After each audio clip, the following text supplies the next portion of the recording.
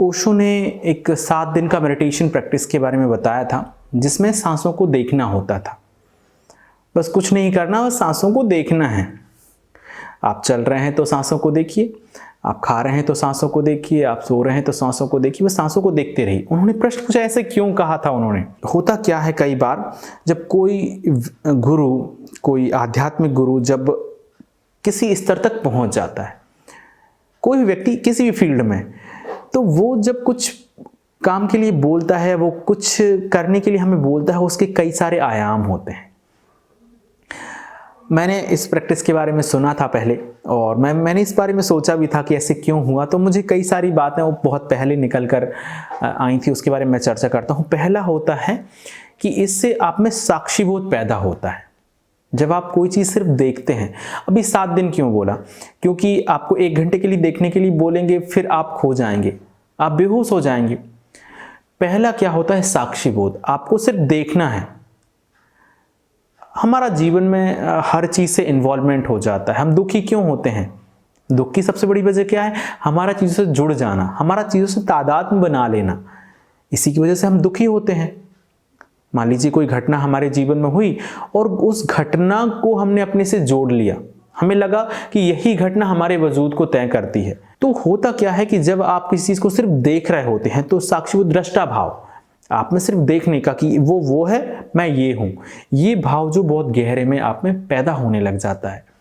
7 दिन में ये भाव जो है, यदि 7 दिन लगातार आप देख सकें, तो सिर्फ देखते ही देखते इतना कुछ बदलेगा आपके जीवन में कि आप समझने लग जाएंगे हर घटना को। अभी तो सिर्फ आपने सांसों के साथ जो प्रैक्टिस किया था, ये आपके पूरे जीवन में हर एक परिस्थिति में इन्वॉल्व हो जाएगा, हर एक परिस्थिति में आपका ये इंप्लीमेंट हो जाएगा।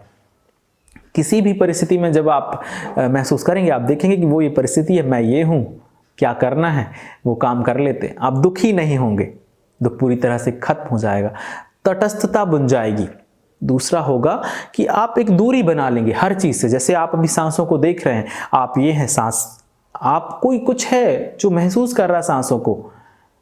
यदि सांसों को महसूस करने वाले आप हैं, तो वो जो सांस है ले रहा, वो आप नहीं है, क्योंकि दूर से देखने वाला कौन है? तो ये बोध बहुत गहरे में महसूस हो जाता है कि मैं इस आयाम से कुछ परे हूं। आप हर चीज में तटस्थ रहना सीख जाते हैं, उसमें जुड़ते नहीं हैं, आप देखना सीख जाते हैं दूर से। तो बहुत देखिए, कुछ मेडिटेशन प्रैक्टिस ऐसी रहीं जो बहुत सहज थी, किंतु उनको करते करते आप में कई सारी चीजों का उदय हो गया। कई सारी बातों को तो हम समझ भी नहीं पाते जो हम में घटती हैं। साक्षी बोध घट गया, तटस्थता भाव घट गया। एक होती अवेयरनेस, हम बेहोशी में जीते चले जाते हैं। हम सुबह उठे और जीना चालू किया, शाम हुई और सो गए, दिन खत्म, पता ही नहीं चला। अभी आप होशपूर्ण तरीके से जिएंगे, क्योंकि आप एक एक पल सांस पर ध्यान दे रहे हैं। मैंने ये प्रैक्टिस किया हुआ है, इसीलिए मैं इसको बहुत गहरे मैंने महसूस किया कि ये कैसे काम करता है। अभी आपने ये प्रश्न पूछा, ये बहुत लंबा समय हो गया मुझे इसे किए हुए। अभी जब आपने ये प्रश्न पूछा, तो ये उस मेडिटेशन प्रैक्टिस की यादें ताज़ा हो गई कि जब उसको करा तो क्या कुछ बदला लाइफ में।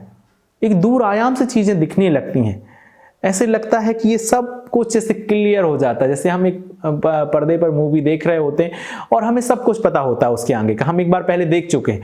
ऐसे वो सब कुछ क्लियर हो जाता है। सब कुछ हमें पता नहीं होता भविष्य का, किंतु हम ये समझते हैं कि ये सिर्फ पड़ाव है, आयाम है, ये सिर्फ पहलू हैं, ये पहलू ये है, इसके अगले कोई पहलू होगा। किंतु आप दूर से उसी तरह से देखते जैसे आप कोई मूवी देख रहे हो। स्वयं के जीवन को भी, तो जीवन में घटनाएं दूसरे ढंग से घटने लग जाती हैं। जब हम उनसे जुड़े होते हैं, उनमें घुस जाते हैं, तो घटनाएं दूसरे ढंग से घटती हैं। 7 दिन कैसे आपके जीवन को पूरी तरह बदल सकते हैं, इसका अंदाजा नहीं लगाया जा सकता। हम विपश्यना के लिए 10 दिन के लिए जब मेडिटेशन कोर्स पर जाते हैं, तो कई सारे लोग सोचते हैं कैसे वो 10 दिन कटेंगे। मैंने ह्यूमन ट्रांसफॉर्मेशन देखा है, मानवता में बदलाव। आप एक ऐसे व्यक्ति को ले जाइए जो आपको लगता है कि ये व्यक्ति निकृष्ट है, या इसके जीवन जीने का तरीका बिल्कुल अच्छा नहीं है,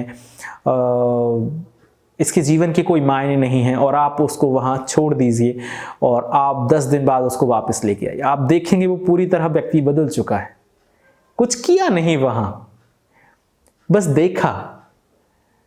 3.5 दिन सांसों को आते जाते देखा, बाकी 6.5 दिन जो और वहां पर रहे उसमें शरीर में होने वाली संवेदनाओं को देखा। बस देखा और कुछ किया नहीं, बस देखते देखते सबको समझ आ गया कि शरीर नश्वर है, क्षणभंगुर है, अनित्य है, शाश्वत नहीं है। ऐसे ही ये परिस्थितियां अनित्य हैं, नश्वर हैं, अब मरण धर्मा है, बदलती हैं। सब कुछ ऐसे क्लियर होता चला जाता है। फिर आप चाहें तो और लंबे समय इसको करें। मैंने जब मेडिटेशन, ये विपश्यना मेडिटेशन का कोर्स नहीं किया था, उससे पहले मैंने ये जो मेडिटेशन प्रैक्टिस है इसके बारे में सुना था। मैंने बताया कि पहली बार जब मैं ध्यान से रूबरू हुआ वो आचार्य श्री रजनीश ओशो का एक बुक था, जिसके जरिए मैं पहली बार जो था मैं ध्यान से संबंधित किसी शब्द से रूबरू हुआ था, और वो ये था कि जब गुस्सा आए तो देखो कि गुस्सा आ गया। कैसे देखें?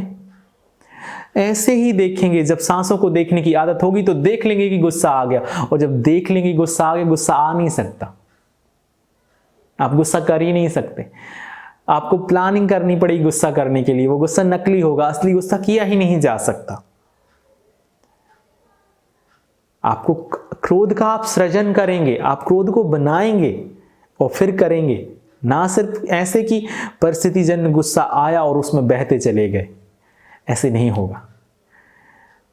तो जीवन जीने का एक ये आयाम है कि क्यों उन्होंने ऐसे बोला, तो कई सारी चीजें हैं।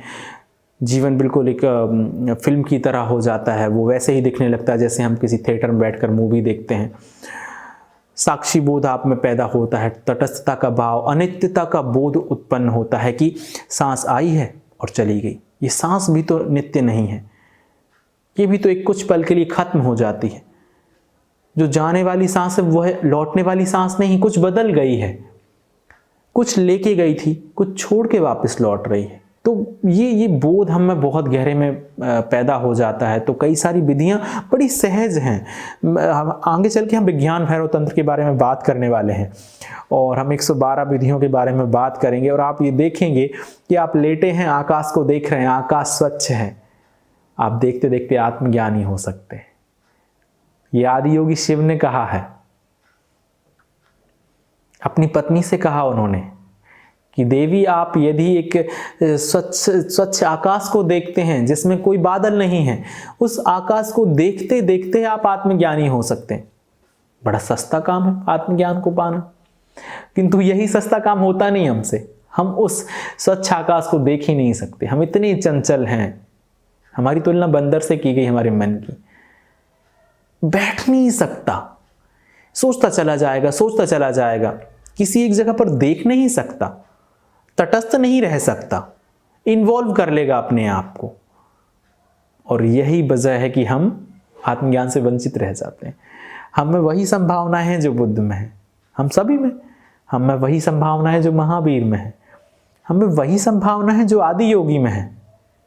हम सभी में, हम सभी परमात्मा होने के लिए पैदा हुए हैं, इससे कम नहीं, और इससे कम में काम चलेगा भी नहीं, और चलना भी नहीं चाहिए।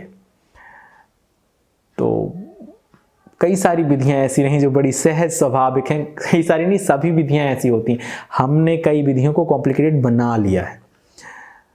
तो सिर्फ सांसों को देखने से, 7 दिन सांसों को देखने से आप आत्मज्ञानी हो सकते हैं, आप में अच्छे समझ आ सकती है। आत्मज्ञानी से मेरा मतलब ऐसा नहीं होता कि एक दूसरी दुनिया के आदमी बन जाए, परग्रहियों जैसे कोई चमत्कारिक शक्ति आप में पैदा हो जाएगी। अब आपको कोई, आप में पूरा दुनिया का ज्ञान आ जाएगा, अब आप कुछ भी, आप सब कुछ जान लेंगे, ऐसे नहीं होता।